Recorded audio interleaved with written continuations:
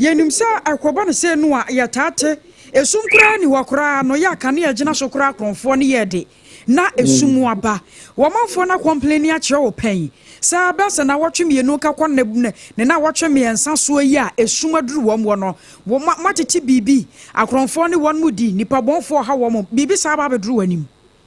akronfo se de mame o kan meka se yensu boduam kane ne da so hire no kura no wo mo wiaye na kan pese esum wo no mo ene o mo ebewiaye na so mo no ha na kwaya kane ano se kronfo kura wia na ono no ehia ne sa se kania no beba na sumni kania de kronfo no no emu bia won fa ho to be wia wa kania no da so obe wia enko kura kania no kura ebi won no esi so a wo ma ti be de bo kura bom se de be ye sumni beba wo be nya kwa wia wo ti na da ro ma no se sumni ba de na ye se atade wo ma ti de enti sumni de enye na me aso mempe de de ya obediri senka ya de be ma dom ne mi kania na ma wo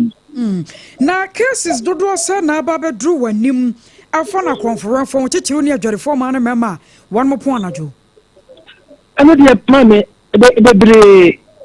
ebi na kania ni su kura no minya enti edum ni so eba mame ye ntimi sorry o na ka first kura kania no information center kasa emi etimi eti sorry se ye ntimi sorry the order so de the phone set alarm no sorry a opia no bi so akwata ake no aje ne bag enti the crisis in eba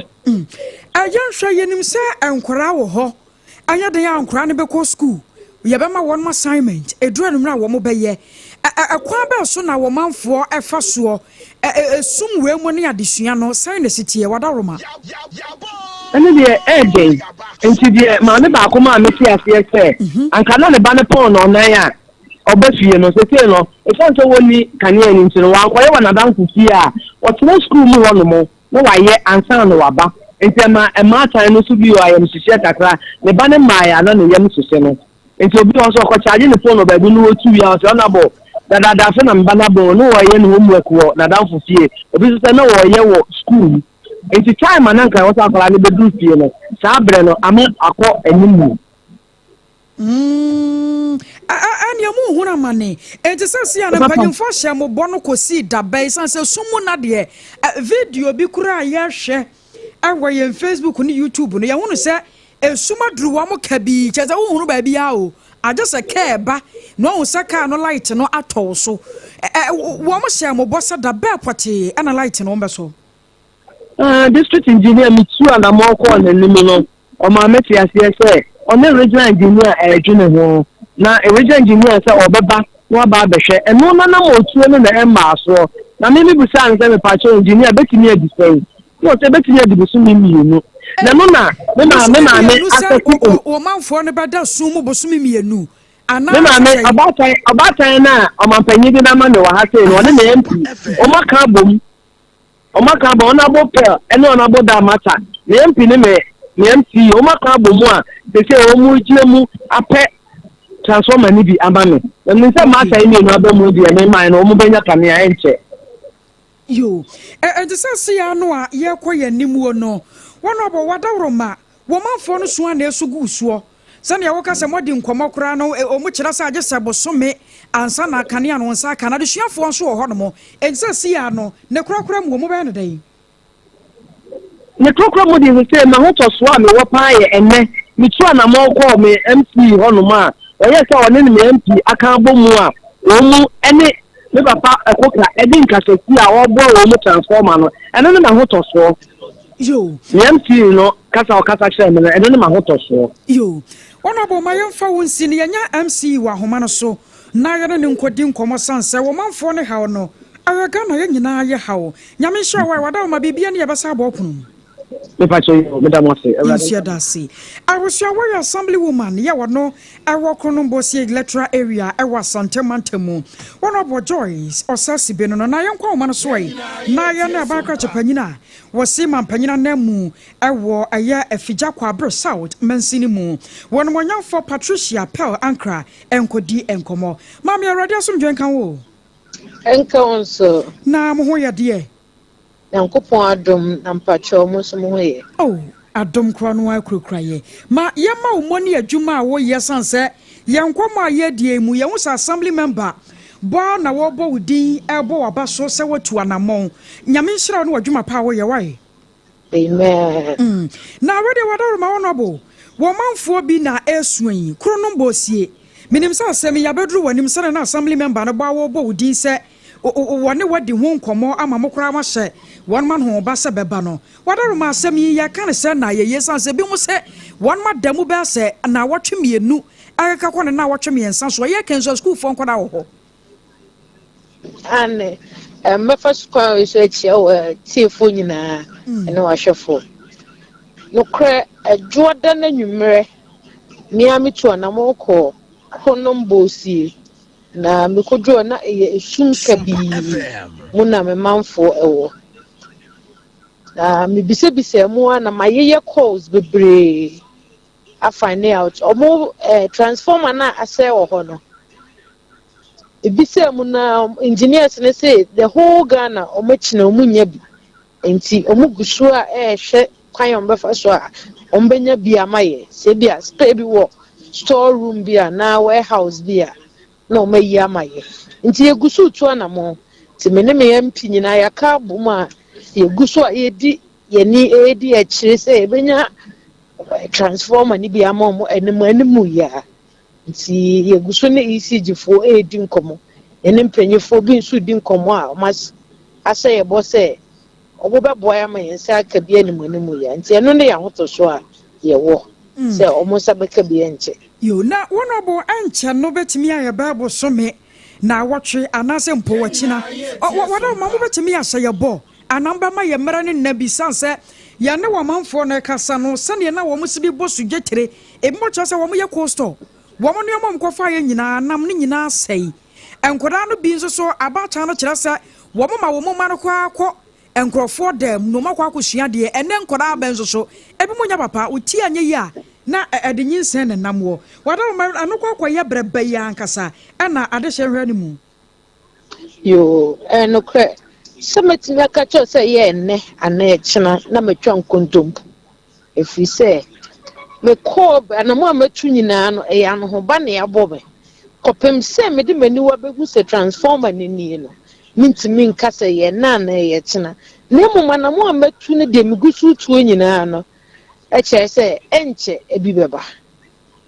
okay na your solar system ho nsensam wo no yenim se anai mampanye yera John Dramani Mahamani abandadan wo nyina penso ene won madawro manti yase anai solar yede ya dwuma amanuo mabu wadawro mo ewo mu nhyehyeye mu sa ebia nane kire ya no a enya maye no moba beye bia ma wo mo na sa solar no wo matimi dia ya dwuma ma ahyeran okro ni mu ana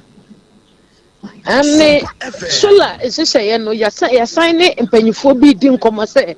omo beboa ye animu ya nti na me hye obo se light no ye betimi aye ho bibia ye gusu ye we are planning around it me ne me MP nyina a collaborative effort nti say bia benya solar bulbs ne sa na ma ye gusu di ho nkomo said the bear a month for the benya bibi ade abo mo ho bra because how cry sum chrono bonne ne ma bonne nyina betimi akọ so we are working around the clock where the obatara konya so ncha na sa de we aba sensen wo komo nti abaye asodie kase de abato so se wo be ya ma manfo so so ani abaku ho no mani aka ho wadarma ne kurakura mu ya ye gya wa mu akọ no asam tia wo ba na wo beka sanse ne ya ye ke wo mo bia mu ku ha e wo bosie ya won mu tie wo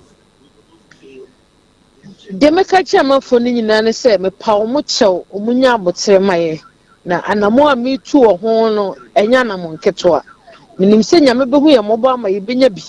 enche kra ye benya bi na ye bese enya bi no de me se won se light no se ekọ offer eyo munya abotere because ye complain na me fam nyina me nya ne se light no face bi ko offer no mu nyina ya kogu face for so enu ntina e ma pressure call so a blow ye no ha nti se yesrom se se ebomodi anya foforo ba sa esu ne ban no be srom kotodwogu fom mo munya biom se de be ya se asem bonite se no ensi biom why yo honorable mayasa ma ummo ani adwuma pa oye medasi awusiani ana kasa ye aya municipal chief officer ya wono ewo krono bosie ane ne fafra mu ya fija kwabro south mansini mu wono monyamfo Patricia Pearl ACCRA na yatose waboye nkomo na fei wahye anoba enso atumi ade afaso no hot bite kasebo na waso aguso ya wutie no hyene nso Celesta complimentary ya na dawroma wada ya toothpaste and a brush aso ya sene no eno na boye chidom ama ye chirim ye yenda ya batena sese ya yakonda so na ya kankan kase bo ne dema wo fe yesen ere kire wo sanse we no ya toothpaste de and de abusua chese agensamu esene bibia eboa wo ma wankasa no wo senu twa yopo eyi fin keka wa bia de free wanum ama ho tumi to no ache ne gene gale kia wodo akwakowe no de yan so de ya toothpaste and the brush be twi wo se ebeyi ne nyina da e de free ho wabu no se kaka se ha wo se ani ama wo ntimi num nso enwunu ayaya toothpaste and the brush wo etu betwa ensan so mabiem wo hunu biem kura e wo wakwam Accra Kumase and branches nkaye no more samba for wa homa so ma pandodo mo 0501 619588 0501 619588 and Kumase phone free I was 0501 390338 na yanemu eni enkomo na ahomeka hit patch nsunie ahomeka hit patch wose de ya na se wode batare emu asemu no wuti na ye wo ya wo nan wo kon wo nsa wo chepe waposo eye ahomeka hit patch wode tare ye bekọ one time wabra ansanso emabiem eni ha hwese wone empanyimfo bedi enkomo na wone wonmo akasa na no kire yada na entumi emu 0599 802297 0599 802297 yadamu live Kumase nkranza takwata krate sunyane bono ane ne fafra mu nyina da yedam ye wo mesotew ye ba kase bonkaye no ye de to so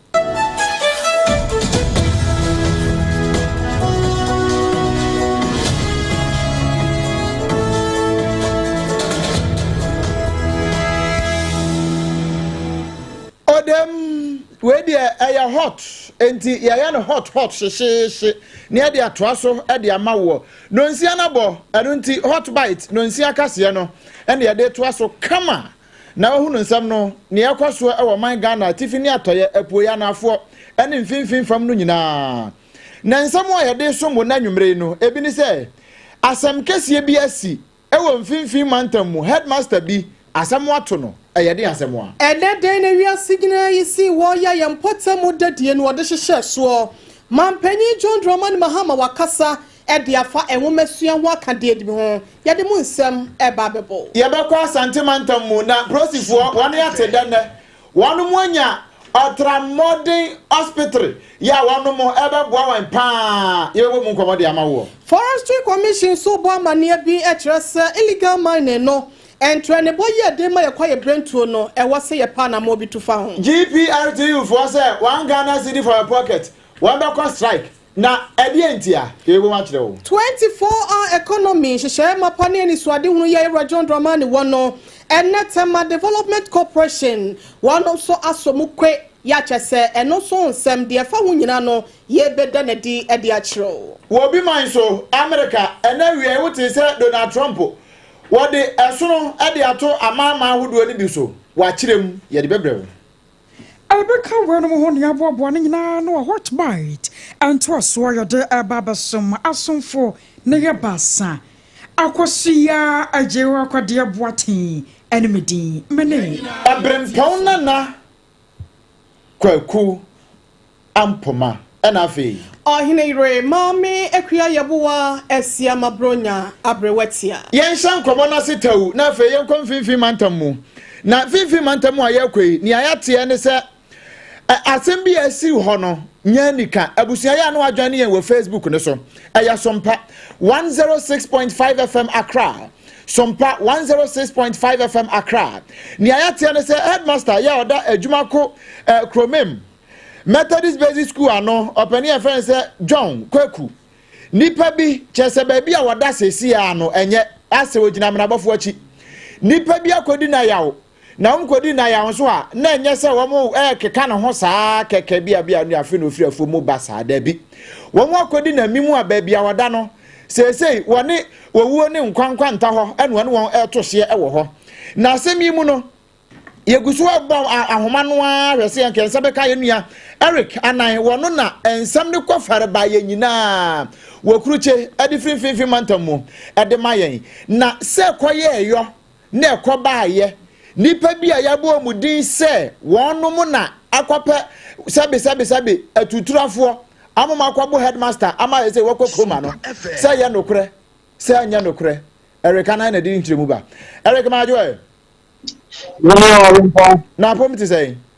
na madam ma fa de school ye dawurade ase na ni ayen yatie wa hayi emu ntiremu pa ne say headmaster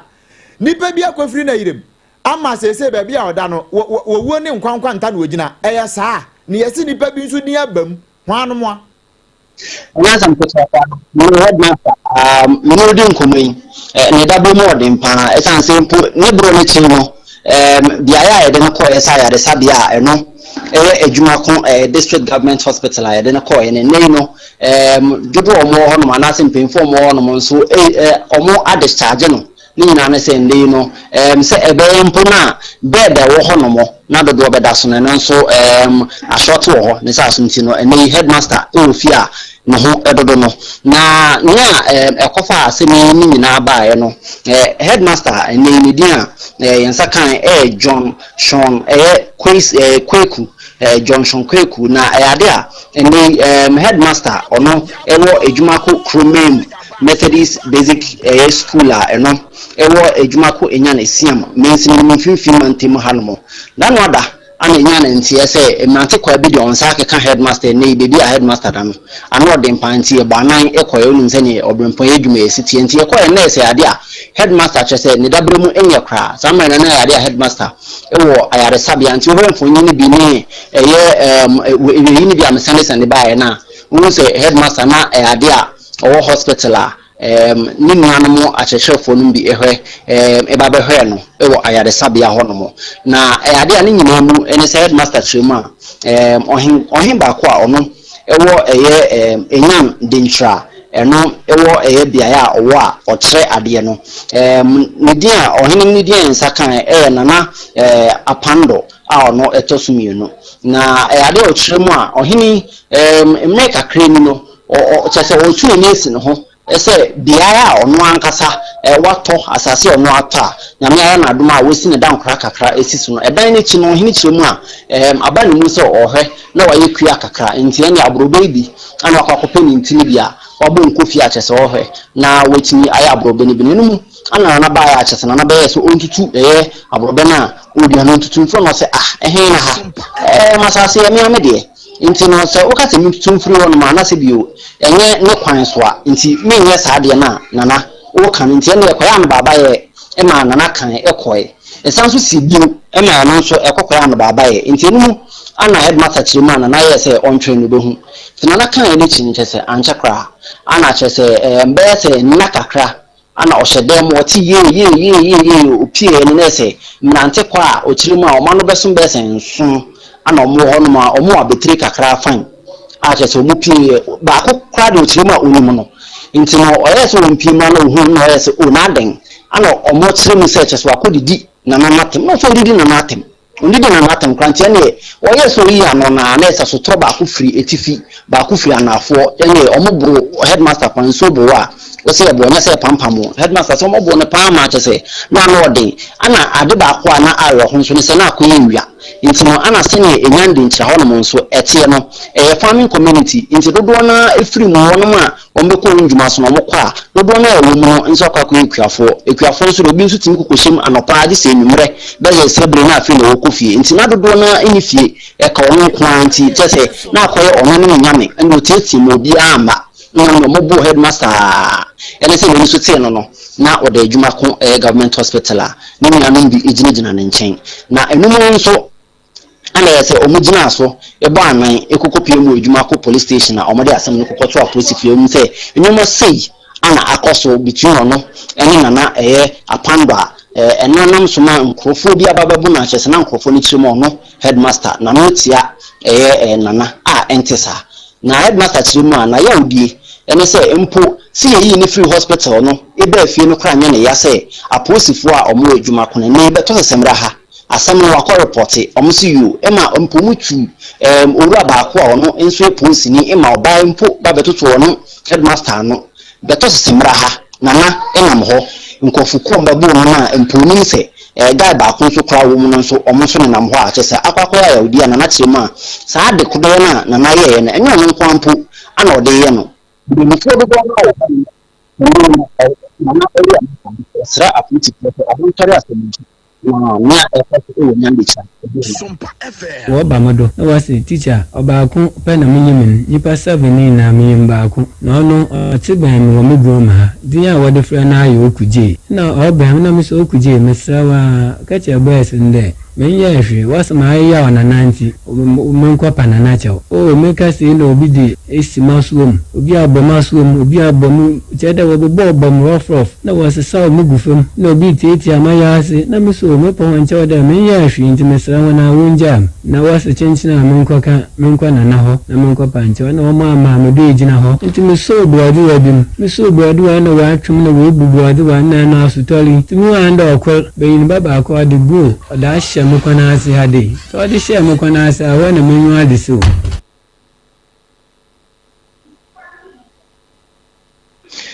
nti sabepe ena ayade a headmaster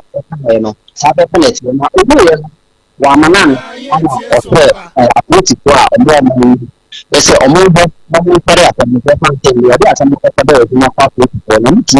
nti ba ku ko ma ko be ti na ene na atam the time na na formation am nti ana na church pass this this wa benjamin masam ko doctor so wa ma report this doctor yim na sama wa kan de makuku hade scan ne che de do mpebi wa ne ho aka na mbom mbe tubra no obahwema no de me do mpe na eden esisi ano nti police so yaba ya nanan mekase ya wa hawlije nejuma police ma kase ya won ya hwehwe ya fra won biala was wo baba so won bai nti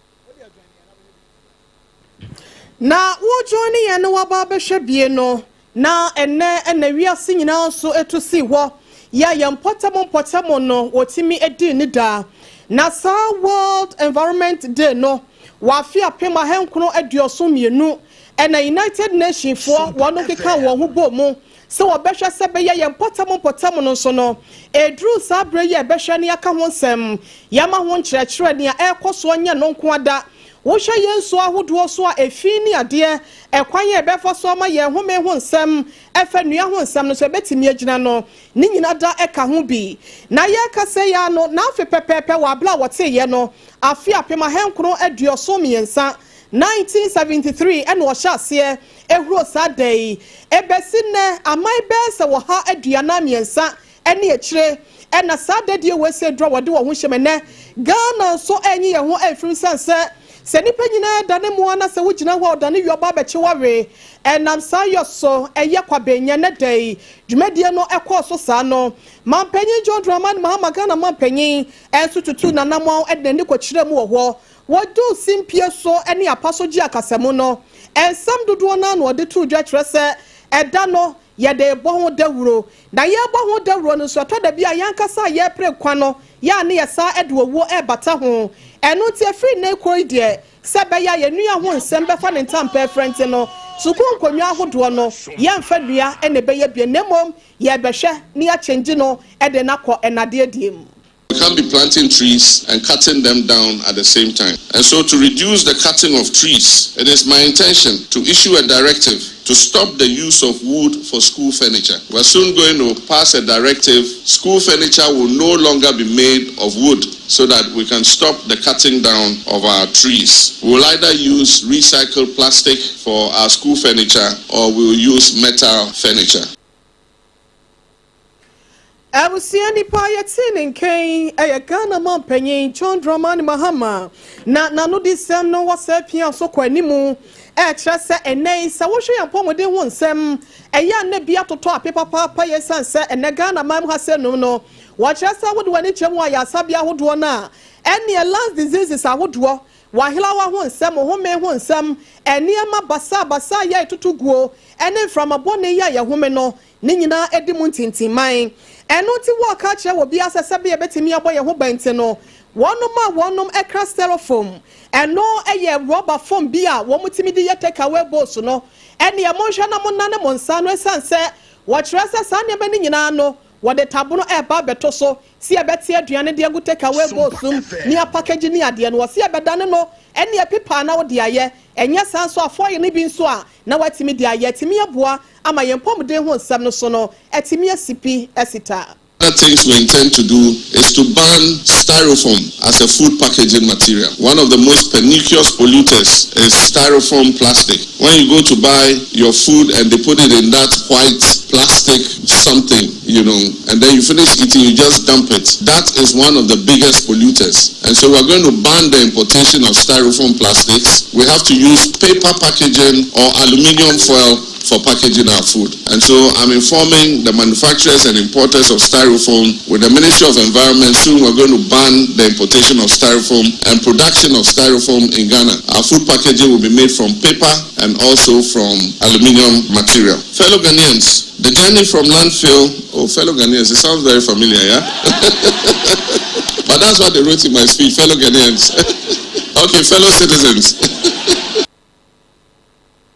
I will see a Ghana man penny John Dramani Mahama, Gonja Nidisha Croncroya, what is at Tauma so press or dear, and your call, Equotian and Numan Semno. I was such my dear Cronoa, ASIAMA, and Yera John Dramani Mahama. What for Sakonyana so a ball my Ghana Bamba Fabaso, a trusser, and Yanomamianka. Now one my idea ye pa. Was any I will show my Ghanaian shoe and shoe and now bomb pemper or a quabre two. Said Yananka Galam say for us, son on so. What may ye bambo for the romanti excavators basse? I have Sunday a chile one much renua. Nessa one more suffer tabaso, Sanko mine cry to me the one more setchly. Was it where a moment so one moment till may or mode. Woman wrestle back was walk on Kodie. Now one more bomb day, I'm a gamma sending and so on a tia caneno, AKOSUA sa. Na such my dear year so our quabenya, our and Cramantem would know. My penny John Dramani Mahama, say and wakanism. As I speak, they have seized 300 excavators from illegal miners. 9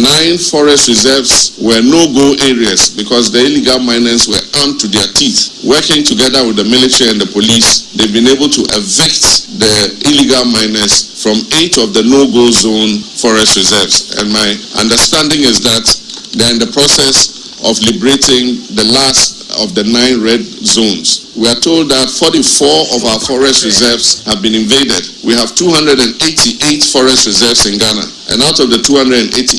44 have been invaded by illegal small-scale miners. And so the 9 are the red zone where they were armed to the teeth. Those were the more difficult ones, and so they decided to tackle those first. And now they'll move on to liberate the other 44 forest reserves so that we stop this. It is important for us to do so because our rivers take their source from our forest. And so if we destroy our forest, our rivers will also dry up. And so this fight is very important in order that we can hand over a good environment to our younger brothers and sisters and our children who are yet unborn.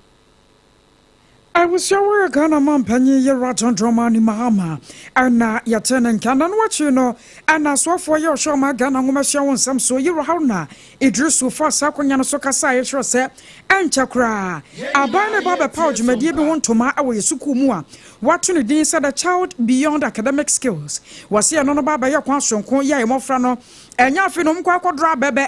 Now what my name in the party be near no maquasia sabio near Mabia. Ebe we actually no benin in one fine yashe, our my Ghana brabum. Nemo one a dream maybe I won't be sure quite a fast way you dear.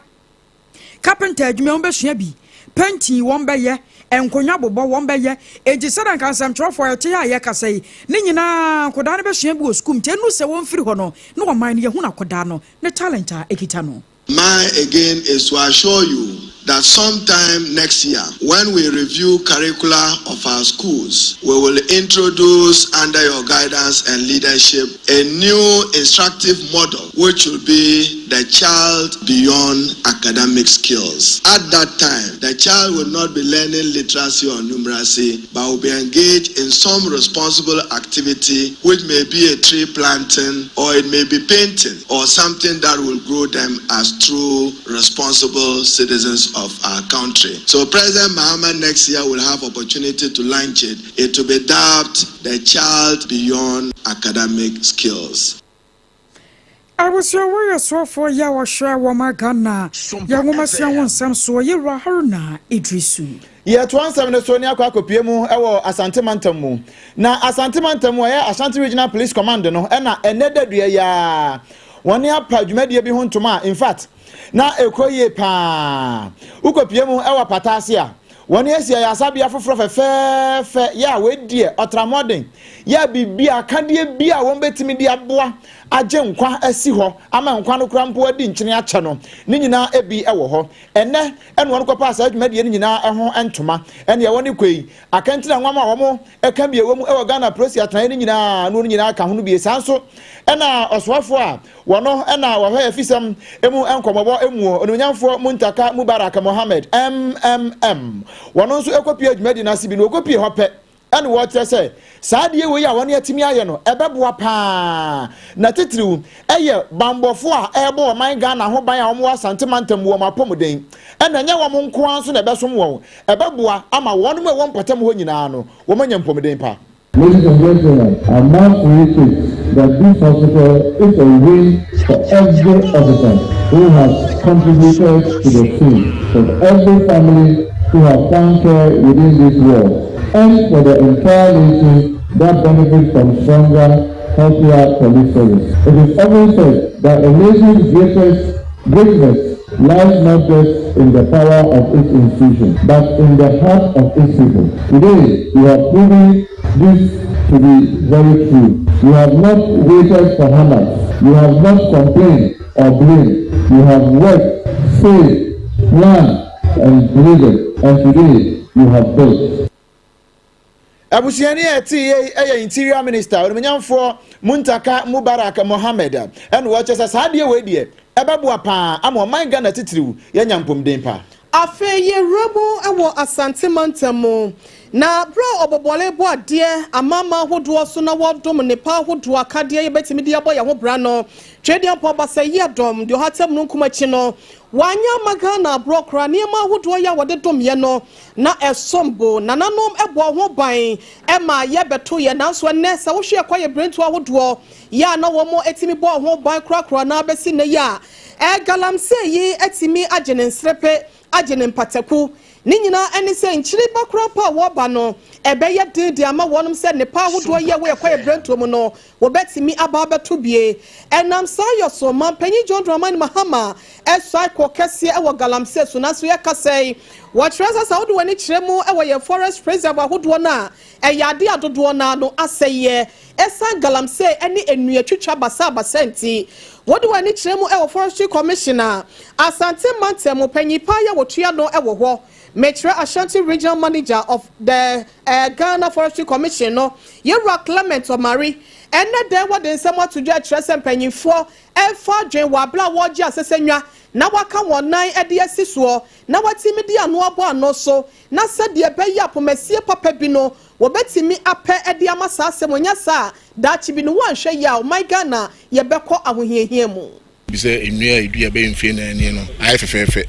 na wo hwe ye target so a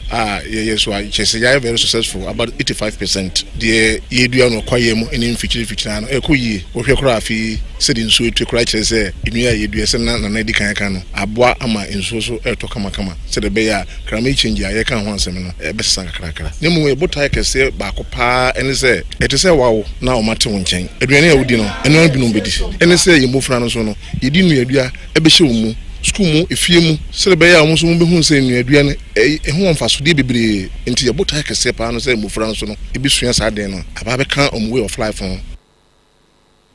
Ewusia nipa yɛte ne nkɛn wɔno Yewura Clement Omari wɔno ɛna Asante Mantem yɛn Forestry Commission no wotua ano wɔ hɔ ne dai wɔde nuadua ɛhyehyɛ so ɛwɔ Asante Mantem ɛne ama ne boni ba obedudi akyire yɛ mu nkrato nsɛm ne bi no wɔto ɛde ma yɛn ɛno akyi no Asante Mantem soɔfoɔ onmonyafo Dr. Frank Amoakohene wɔno so de nsɛm to dwa ɛte akyire ɛkyerɛ wo wonim na wantwe ho ampa wo akyi ɛmfiri yakwaye brentu ho nsɛm so sɛ wo sɛn no ɛne wɔn nsa so wo pɛ akyi a ade a ɛni ɛne bɛyɛ wo Obia why wadwen say ye bedua yi wo kɔ na wakɔ sɛ ne de ɛne be kisua sɛ ye kyewa me paakyɛ obia ne de enim ebiom de edua wo street ho no ehun sɛ ya hawkers ɛha sɛ wo bewie no na ɛne cage de hu ni o ma yi and order any city guards ne police for no any security agencies ne be ye collaboration ye be hwɛ sɛ ba bia ye be dedicate a ye bedua enua at least for this year no ye be omba am ye to protect those areas from krofo a ye be ba ha ba be destroy no excavators ye ate chine nyina ye de court a court na gye demand by enti ene sa excavators nyina no ye de boa asa de a reclaim ebi also ye de ma district assemblies ma hu say nadmofo use bi e de tete gates mu ewo asokwa ne about ne oforikrom ne asanwase a ne nyina akere say ene ye nsa kan wa ye excavators ne nhye no ye be convert ne ye de ye adwuma pa de aboa oman no Abusia nipa yɛte ne nkɛn Yewura Monyafo Dr. Frank Amoakohene wɔno ɛne mansoɔfo ya wode wani kyerɛ mu ɛwɔ Asante Mantem a wɔtua hɔ ɛtoto nneɛma Abusia yɛtoa ansam no aso wama Ghana Post rempmasie dosi wo P Christian tata yo honu wama na posi for dom no atoa na mosonko bi abom pempe ama won mo a wo nam kwati kwan so na wada so esai wo mayen suo ne yakwa ibretuo no won matu wo so sapa yakasa ni pa no makomako aduonu 924 ana wakere wo mo a emudu 9 aya China fo ya wo mufiri wo mukuro so abepie mu wo ma Ghana mu emudu enso ya Ghana fo a wo mo kire China fo no kwan ema won mo sei wo ma Ghana yensuo na ebra aposifo dom wo mkokopie ho na wo bom pempe kwa kire nipa aduonu 9 no ene wo mo kire wo mo no na asanya asem keto ma etuo ne nsekan ne nneoma ahodo bi esehye wo mo ho ya excavators mienu eka wo mo ho mo didi dwuma ewo ponimuo no na ano adin eno na aposifo ye se kire ya kire mo no ya mamo nkokwa se ne da da nyina ya mo a ne yakata manim na mafa mo ho adie no we ya se obi ya mo ni din enti China for no na yɛhyɛ ase afiri wɔn mo so ɛne ɛsɛ wɔyɛ froze no ɔsɛ memede edi a wɔn bobɔ yɛ de abusua na nya asɛm keto ama we apam na ebetimi abobɔ na momyɛ nkɔtie sɛne edin bobɔ no aposifo no hyɛ adehye ɛma wɔn kan no fai. Take a time. What's your name? Name? Fang Taiping. And you? Gong Jianfeng. You? Wen Jianyi. And you? Wang Zifeng. You? Your name? Your name? Mention your name. Your name? Peng. Lu what? Lu. Only Lu. You? Shampong. Shimigan. You? Dajongwei. Yeah. Okay, thank you.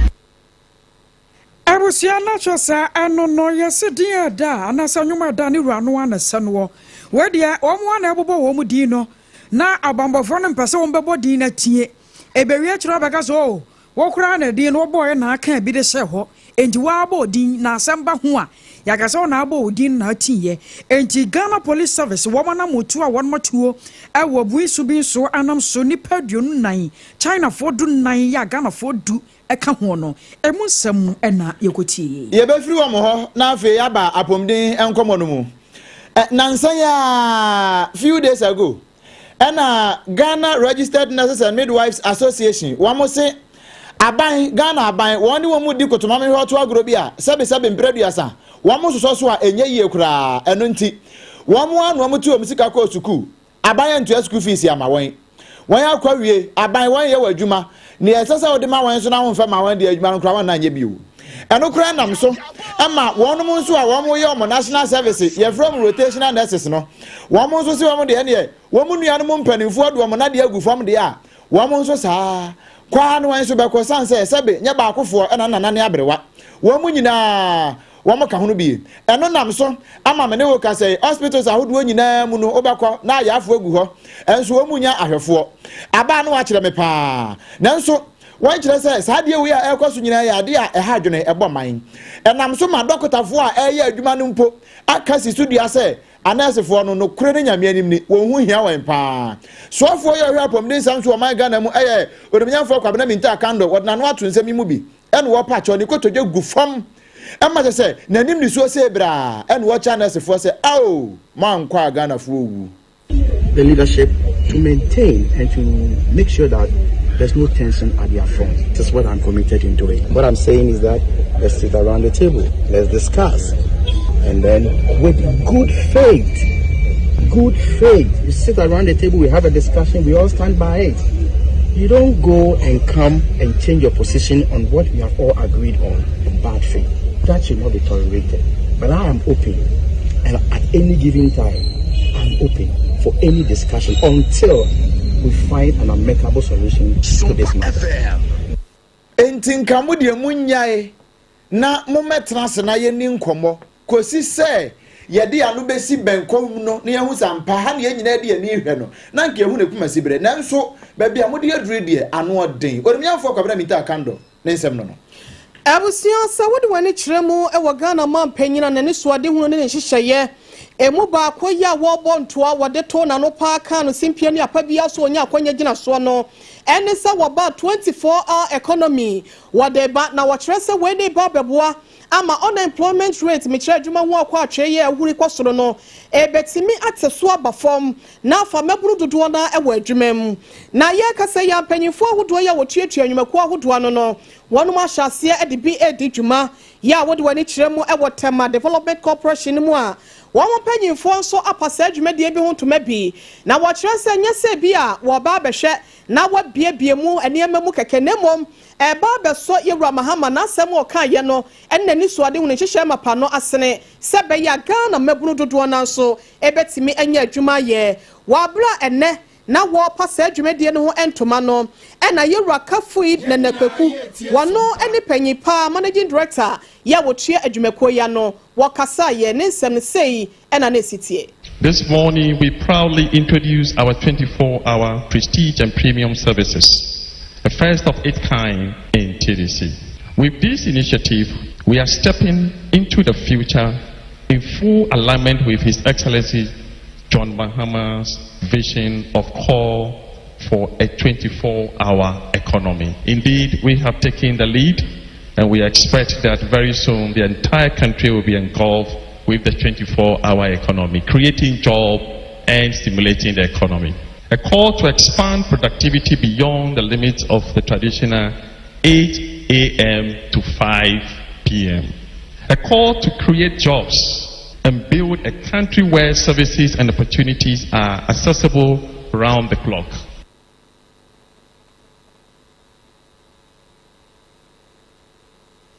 Eni na chese wey editor ene betimi aye we se mu nyina ma bibia so atimi atomu ye ama nsem bi ati sei no waso atimi ati bi e wo fidue mu ase no ne wakasa ye wono ene managing director at the Tema Development Corporation no na ye rakafui ensem no wasai e de bi eto so se niema hodo na dwumadi ahodo ya esi wani so se wo beye no eburo wo twen hunwi eno ti won som ni nipa dia na obekoto asra Ghana man nyina ne amansa se eniema ahodo ye sesemu ya wode be adwumako ni mu no won so wasre se be ya bibia ebetimi akonkan e de am my Ghana. We have already taken off in some areas when it comes to projects. We've started some projects at Boom Enclave, and we are on course. Work is in progress, monitoring carefully, and we are believing that by next year, April, we will deliver a minimum of 800 flats to Ghanaians. Indeed, it's our target that TDC, when we take off, we will be able to deliver every year 2,000 flats to Ghanaians. That is our target. Starting from 2026, that is achievable and that is doable, and we shall achieve that. I urge all of you to support me to achieve this. It's not going to be an uphill, it's not going to be an easy task, but we are up to the task. We will deliver it.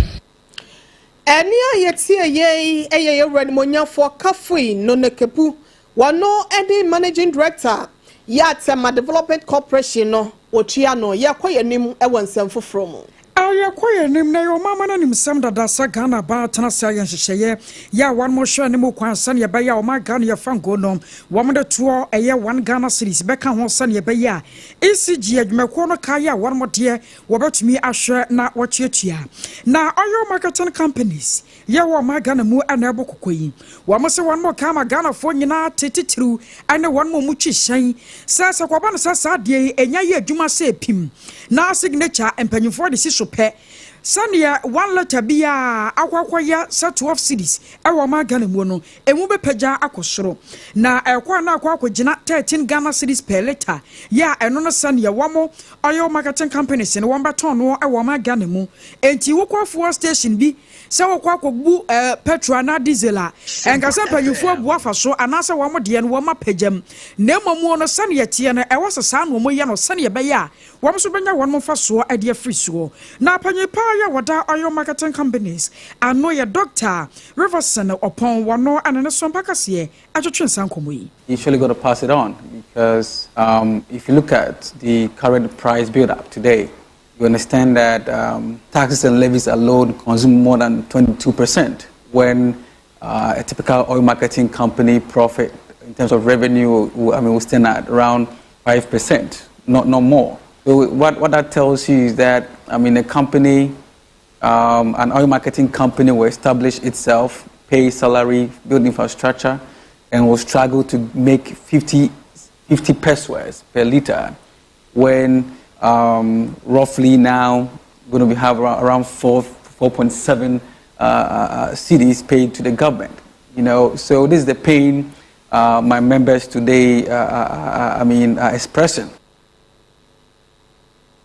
Anu wachile so no wachache mo sanie abeyanchi washew ewo ma Ghana mu na Ghana fo ante won mo ase no sanie eto no ankasa ebenya sunsunso ewo ma ifango so. And let me also say that it is very that's a very big error from the government side, saying that this extra 1 cedi will not be reflective at the pump level. Let's educate ourselves so that people understand what is awaiting us. Other than that, the ordinary Ghanaian will be blaming oil marketing companies for increasing the pump price. Obviously, today it stands at 11.775 on the average. This 1 cedi will not just be 1 cedi because it will come with operational cost on my members, and that's the raising of the that's the initial capital cost. I was saying to I pay quantrofua oil marketing companies here wa Ghana mu wada one man or Dr. Riverson upon na ya konsam foforo mu na yegusua yegina levi die na se yamfa hade ne nwa kire se taw we nyina ye kan nyina ne mpani se ye kekama yefunu no na ye kekama dampan droba fo titiri pa e na asem wegu enko mu enu nti droba fo akasa titiri pa ne GPRTU fo wan kire se saade we ya wo man no ye nyina ya kwaje atum wo mrahye odwafe sanse mrahye odwafo no we nyina hode mo man no wan ya kwaje atum za no se wan droba fo wan gitum wenye yi enu nti chine yai woni beti won hu agumantre so won be pake won kaase nyina semra shebedwafo no won mo ansan ya nkwa asetena so enkopie mampani hwei na esi so won kopie mampani hwei se mampani nsan ye na so won betimi asa akon achi akwasesa no na won yi afiri ho so won ma nkode a titi a ba anaya friends central for ehemu ewiei ene se etuo na aban ede beto petrol so ana petrol so na amuya no ehunti ene ye friends central for ehemu yi ne ye pa ka chi aban ne tete ne tete ya ne se e wo se oyi fi so enimonimu ya na sa ade we so aban de ba ye no wan fra ye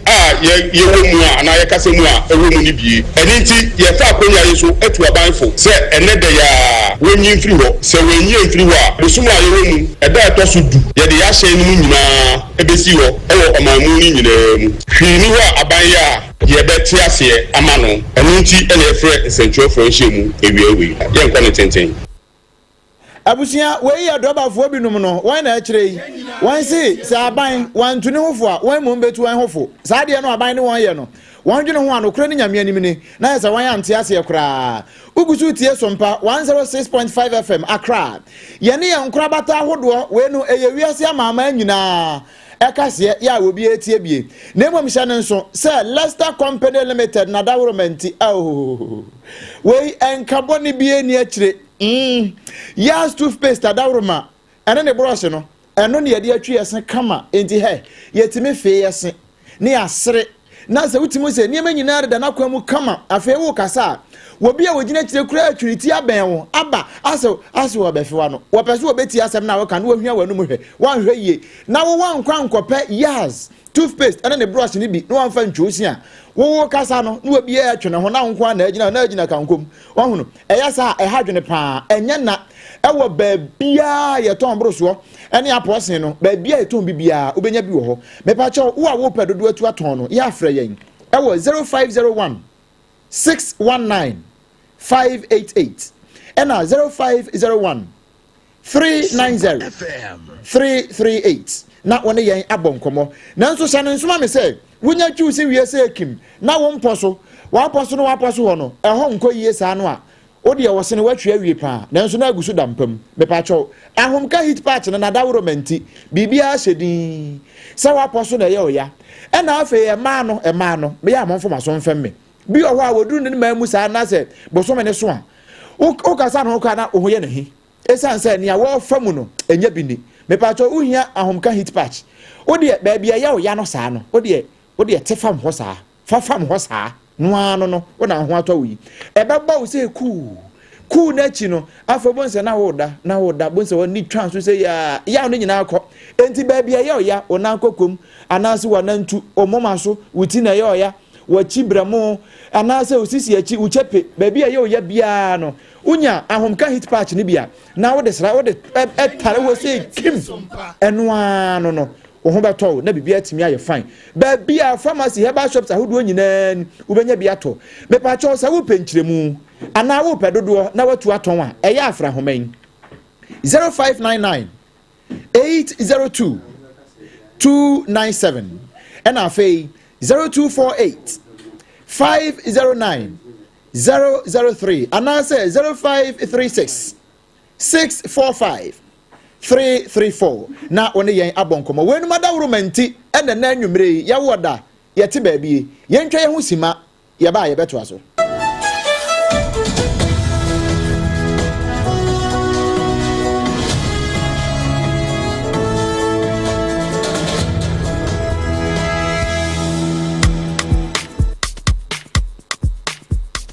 KWAKU,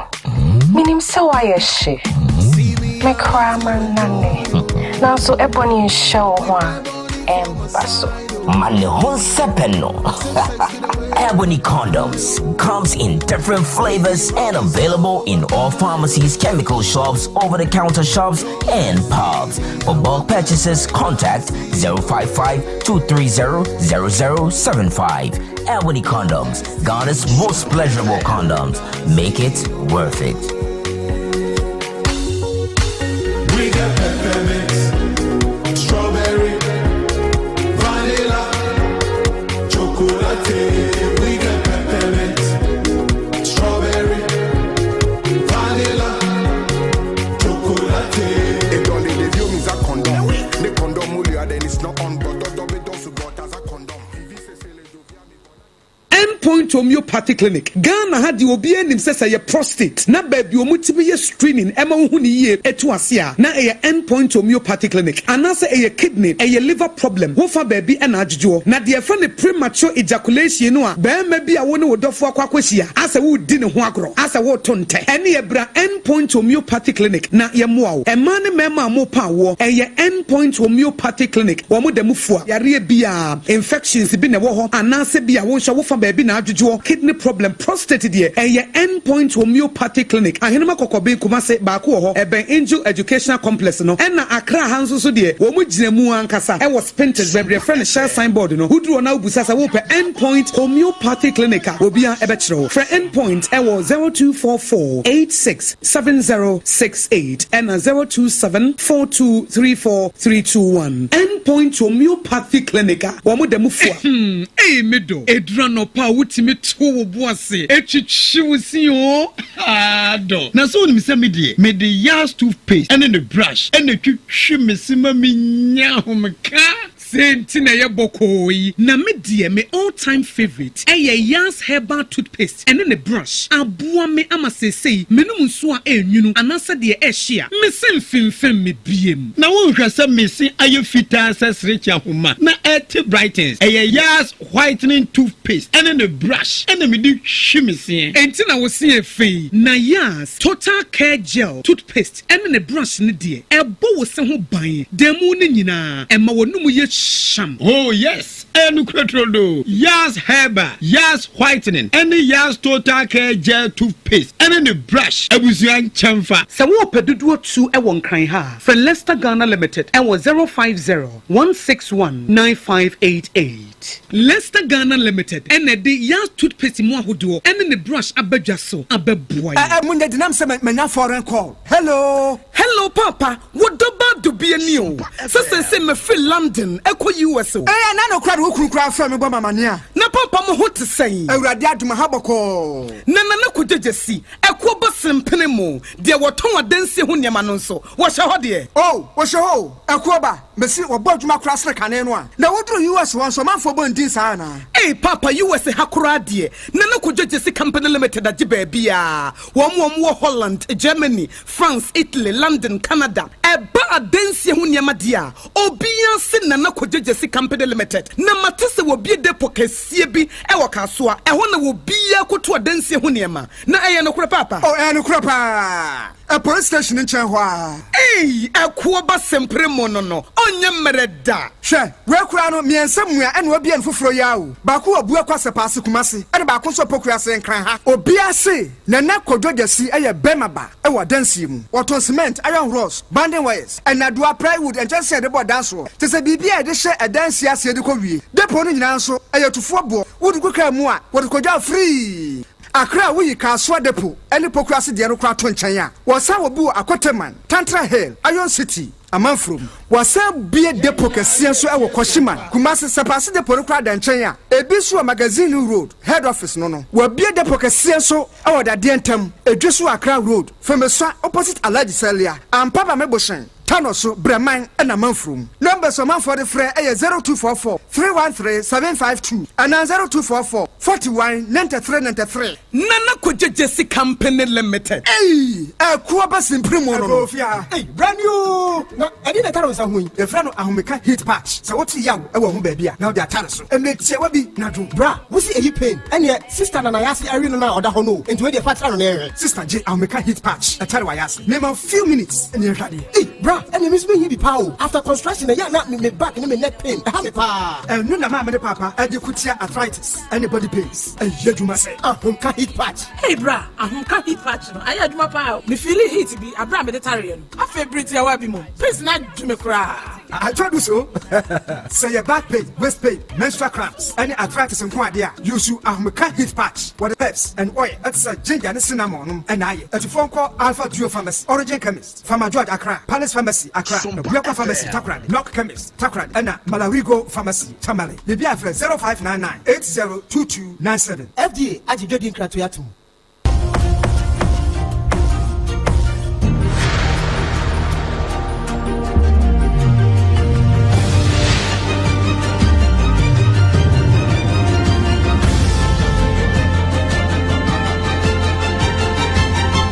Sompa Kasiebo, Ajibebia.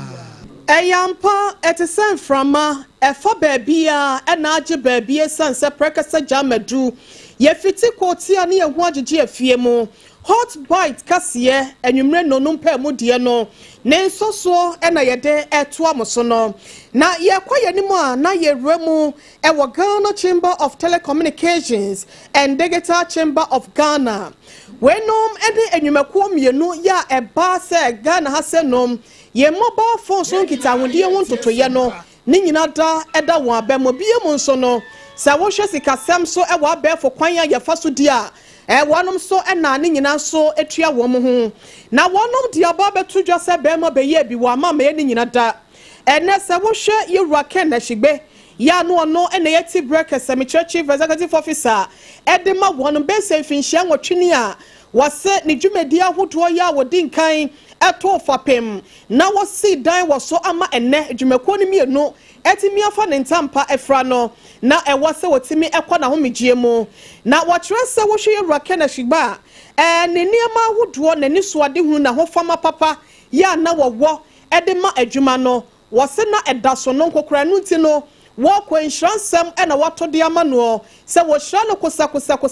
se na ni soade hunu bia da wo free se adwumako emienu mu se panyi kwankyerefo no de asi na ni so bia no twedi aponso enye na wo mo no se be ye betimi abamu ede amano na bia mo kura wode wakasa be wie wa bra krata tententen wo twere ede ba bonten no na adwumako e twere se wo hwe ruaka na shigba wato fapem papa ede to wo na nyase bia wo kɔ na ni so ade hunu ene esa papa ya wo twa ye no wo ba be manager nsɛm anasa atonsom eno nti no wo mo ka bia wo mo ye nyina da efa telecommunication ho no sɛdeɛ na ye raken ɛwɔ hɔ na tie no wɔn ba be hyɛ mo kena wɔne wo mo bɛkɔ so adwuma ama sɛdeɛ bɛyɛ yɛ nkɔmɔ twetwe ɛwɔ telephone so wɔ man gana mu asɛnum no ebetimi akɔ nanim na fa ne ntampa de fra wei ene ensɛm kakra ene dai Ghana Chamber of Telecommunications and now Faith Digital Chamber of Ghana wonom mienu akabɔ mo ya wɔ kyɛse rakena shigbe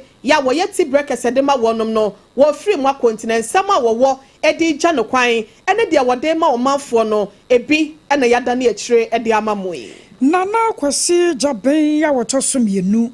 aya sahwi denchemo asehene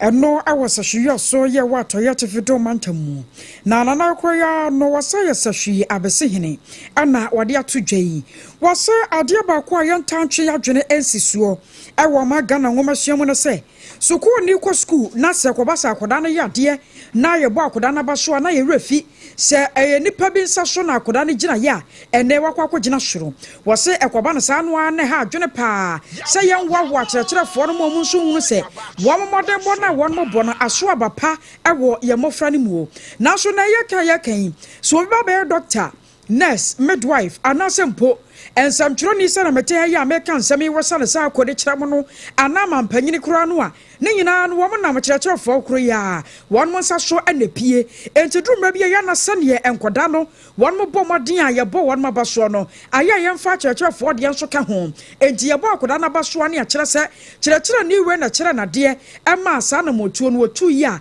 wakwakodru san pempenso ati sɛ ye wose kwaba no sa no ababoa ama akyerɛkyerɛfo no so won mo tumi ade awa ho mo ho Umasiano de mi woni se I results oriented as a yepe results enti ama obi a present the results ebe efe kwan bia obefa so bia and mi woni se yes self results oriented na ye de ba building the individual na obi o wa na addition no nya no de nya no ebi dia so ye ntentem obi kura cotton exams no a pressure bi nti ontimi ba ye sisa ni pa na bon Ghana addition so akoduru ba bi se akola exams no pass ya akola ni nimade o feli dia teacher ni na bon enti ama se teacher ni bia so pressure akora no bia ebe pass no na ma akọ adults enti dia mesre Ghana mpanimfo no say building education and building the whole enye exam and results oriented education system I was so aware that no Kwasi Jaben ya watoso mienu ana yatene nkana no achi no wa mananso wa watowa so akyire mu se wobasra pan ane wan mo ka biewom se wan mo nkoso a anhya enkura no enkura kyekiru ane se enkura no wo mo kyere wo mo kwan wo mo fa so wo mo do mo nsa ebeye biribi na no mom ana beka nkura no tim obi wa enye atro na ebeboa no onim ontimi ntro ba de man say onya obetimi aye aman hodo na ekọ manim no say eye practical works no mo okay say there was a time you call science and maths quiz international Ghana KODIE first with the oral we do practical we couldn't perform because the oba oral na dia yete brofo na ebetwura gu ba yenye na ono na e problem nti ona me pese the key stakeholders in education ehunu say we need a practical person nipa ni wie school na we so timi exhibited the why by doing it enye by so dey na afutu ameya man na Ghana nkra nyina ne say yenhwe papa ne ba adwumade nti yabona abaso onyuma bedi wachi enti obi a wo adwuma mu obi a wo ba bia hunu se eden a wonyuma ebedi wachi yemo ye homode ne enja na ntintwitwa wa adwuma mu no pese minkume adwuma mu na yemo ye nuano partnership or unity brings greatness. ASIAMA aye nana kwese jaban ya watosumienu sahwie dan chamwo sehene ene ye teninken ye free sahweni akonfinfin mantamu bio na ukopiemu ewo efutu na nanma trankonya empatamu ho no a enkuro bi te se mabunu kura wo nkuro bi te se jahazi nsu akere atachado ena womo aka nyina ya womo nyina wo efutu traditional council na se womo nyina ka ho abom abomodin ayo ya kire chenchirenche pa entijani wo Facebook ne so eya Sompa 106.5 FM ACCRA na ubehunu bie wan kire se odikro ya won potam ho no na na peso ya na ase wote ne ho adi free efutu na na ma tan konyansa ase no obeso ono ate ne ho osabere ma hete ya otoso miensa na mabunu kire se saade no a wahene poporo no wo ye no enye eboman enti ebe ya wonyae nipa one yama ne boni kwaku adema ebo nkomo eye nana oduma na wono no ache se saade no a ekoso ewo mpatam ho ne wono ate no enu ntini anamo ya wo yatui and further reinforces our call to urgent intervention by the appropriate traditional and legal authorities to prevent any escalation of conflict or confusion. Let it be made absolutely clear, we do not support, recognize or accept these attempts, and we reaffirm our unshaken allegiance to the paramount stool of Ofutu Oheneyere Ngati the We are deeply disappointed and concerned about Nana Eite's persistent conduct, which over the years has been a source of tension, division, and stability within the traditional area. Nana Oduma ena wawesa no brofo wese edi agu ho no wo wie ye pe ena mabunu ne won patam ho no se we die wo mo nka nkwatiri assembly member kro won patam ho we etra no so one day fa osabere ma we kwado osahene Alexander afanya make anyone ye ka bie wo mu nyina wo efutu ene ne mpatam se wo mumra mu bi onye gya hazo hini na nankasa wa ahya no ho we sisi ahemfo ewo mbie bit na kama oti de mi yenwu de gya hazo hin wa hyedara na opede asomdue a ye wo ya ne ntabake mehan oto hu fi Wama maja don him na so today. Yan pade in search na ja do be atna bokudi ni bi. Amen. Yaso ya ready there. Se ja don him na pade o ye there. Bokudi ni bi a ya ready there yan be di. Ya ma no be di ya do da. Ja don him kwa mi tuntum. Ni search kwa ya to me yan di wo mo. Ma me ka cha ni de die. Na na kodo ye no fa ni anko na wanya pepes kakra no. Aha. Wo no anya pepes kakra no. Anu obaso o ye dem. Enti mabunu no se wamo mpene kra papers kakra na akodi ni wonti no paso ade te ne ho we ye wamo na eka wamo nko asem ene wamo de atodwa emiensu yada na achie di ama wona ye mfiri mantam ne mefa nkran kotoka na fa ye ntinsim na ye nkopie mu America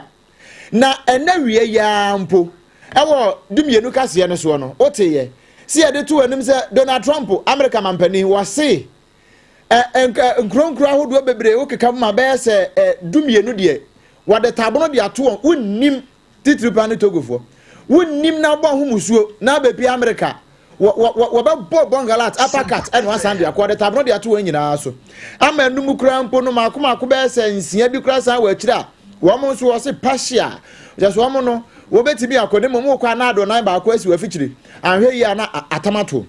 eno na nne ya anwumre yi yebowura White House na Donald Trump ne ne nkrofo bonko na esi o papa we dia Sompa FM nie si bibi kire ye ne fa nkwase Ghana fo ne wiase adenti ano se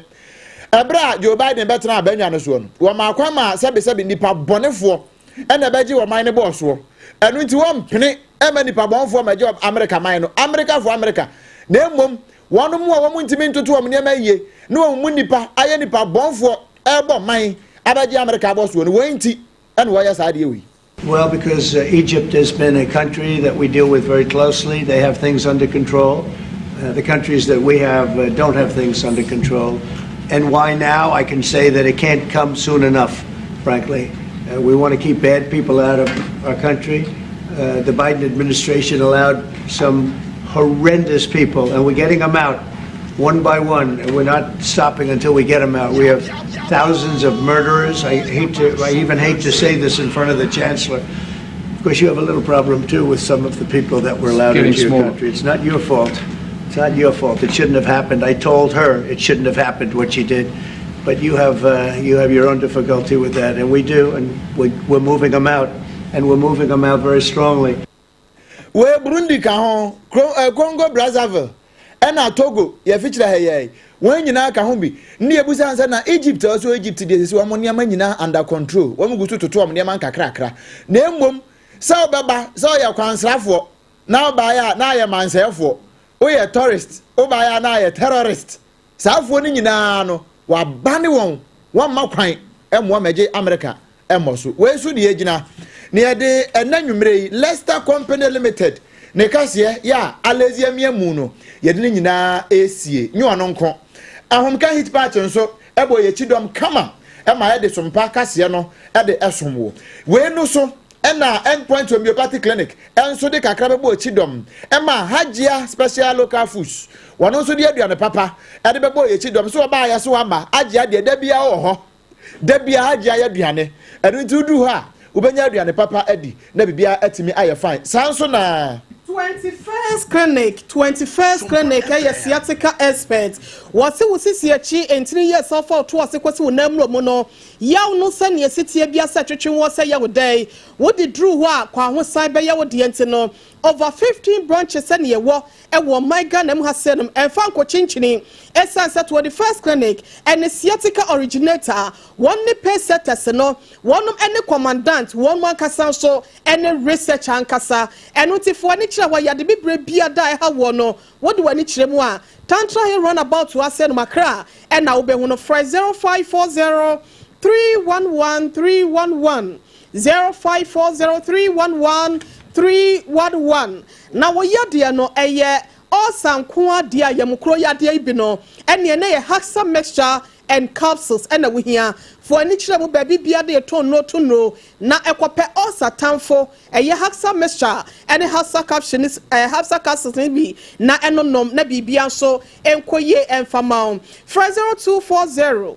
238 310 0240 238 310 na nakwadwo Jesse Company Limited eye AKOA be Jesse sempremo be manasem e na ye ken ya danse hu ne mapapa de say na do papa plywood de den anase bia wo pe building wire cement iron rods ahodo ene de keka hu ni nyina no fo ne kire mu kumasia e na afenso akra won sabeka no ne ma no eye 0204 355 040 0204 355 040.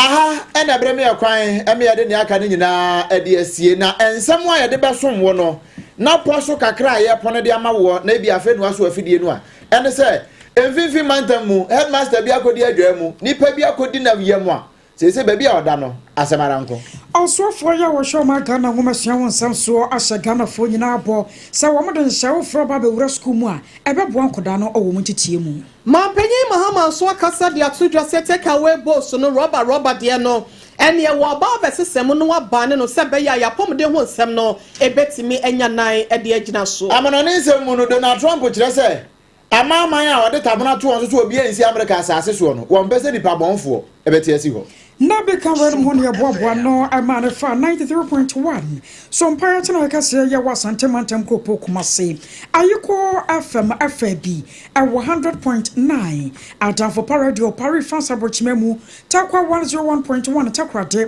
103.3 tachimani yedem 106.1 woko sunyani ya 98.9 nkranza ya 90.7 doma 101.3 yera Dr. Blessed Foster na government di koda na so chinin radio e wanyina so ne yedem Sompa FM okwa abenyen watie ye Facebook no YouTube mo amade messages ba ye aseda enkamo aya Sompa 106.5 asom for basa ana yensemfo adawroma wo we yasa mokroje saso kirema no wadane ye kirese ye makenkan na ho amasem AKOSUA AGYEIWAA kwade BOATENG enemedi menema no a Oheneyere mame akua YEBOAA ASIAMA bronya ABREWATIA enafi